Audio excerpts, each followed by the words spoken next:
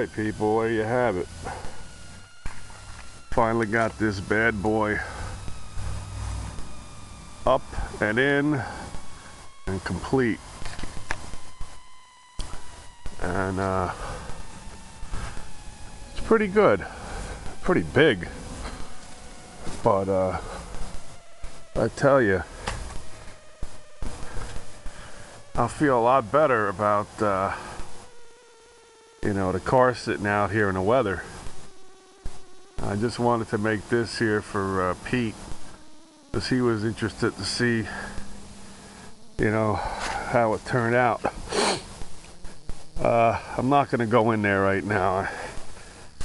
I got a lot of things going on right now. I just wanted to make a quick video of this thing.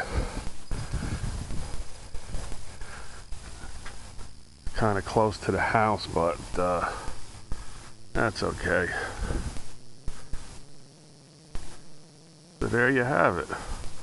A place to park the Chevelle when it gets home. Alright fellas. Have a nice weekend.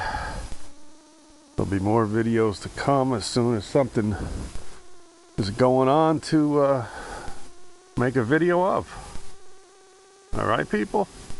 Alright, take care, have a nice weekend. I'm out of here.